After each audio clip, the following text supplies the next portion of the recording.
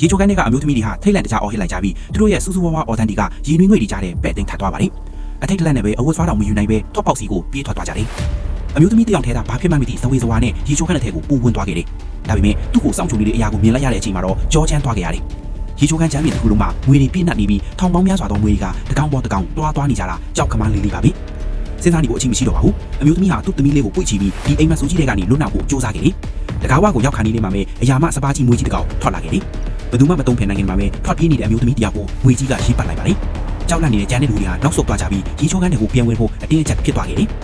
အထက်ကငွေသေးလေးတွေနဲ့ရှင်ရှင်ထွက်ပေါက်မှာစောင့်နေတဲ့စပါးကြီးငွေကပို့ပြီးကြောက်စရာကောင်းနေပါတယ်ပိတ်မိပြီးမျောလင်းချက်နဲ့နေတဲ့တားမိနှစ်ယောက်ကပုံအောင်ဖို့အဝတ်ဗီဒီယိုတစ်ခုလေးကိုလုံးဝင်သွားခဲ့ကြတယ်ဒါပေမဲ့ခဏအကြာမှာတော့တကားအကွဲကြောင်းတွေကနေငွေလေးတစ်ကောင်ဝင်လာခဲ့တယ်ငွေလေးတတိတိနီးကလာလာကိုသူတို့ကြောက်လန့်တကြားကိနေရင်နှစ်ဖိုးမှလည်းချွေးတိချွေးပေါက်တွေကျလာပါတယ်ငွေလက်လျာကသူမရဲ့ဘာကိုတိလူနီးပါပဲအမျိုးသမီးဟာတွားကြိုက်တတိတွေအားလုံးမွေးပြီးတကားကိုတွန်းဖွင့်လိုက်ပါတယ်ဒါပေမဲ့အပြင်ဘက်မှာကပိုပြီးများများနဲ့ငွေအုပ်ကြီးရှိနေပါတယ်မြန်တွေးပြီးသူမအနာကတပတ်ကိုယူငွေတွေနူစုပဲသွားအောင်လေးထဲမှာရမ်းခါလိုက်ပြီးဗီဒီယိုကိုတွန်းထဲကအပေါ်ကနေတက်ပြီးဖို့ကြိုးစားခဲ့တယ်သူမမသိခဲ့တာကတော့အရာမစပါးကြီးမွေးကြီးတစ်ကောင်ကအပေါ်ကနေသူတို့ကိုစူးစူးဆိုင်ဆိုင်ကြည့်ပြီးချောင်းမြောင်းနေတာကိုပါပဲအဲ့ဒီဘလူးကြီးကတမိဖြစ်သူကိုမျက်စိကျသွားတဲ့အခါအမျိုးသမီးကတက်တော်တစ်ကောင်ကိုကောက်ကင်ပြီးပြင်းပြင်းထန်ထန်ရိုက်ချလိုက်ကငွေရိတ်ဒေါ်တာကိုသူမစီလှည့်လာအောင်လုပ်ခဲ့တယ်သူမတဖြည်းဖြည်းနောက်ဆုတ်သွားရင်နောက်ဆုံးမှခလုတ်တိုက်ပြီးဂျမ်းပင်ပေါ်လဲကျသွားတယ်အပေါ်ကိုမောက်ကြည့်လိုက်တော့မျက်နှာချမ်းပန်းကကိုတွေ့လိုက်ရတယ်သူမခေါင်းထဲကအကြံတစ်ခုရလာပြီးပန်းကခလုတ်ကိုလက်ခွင်လိုက်ပါတယ်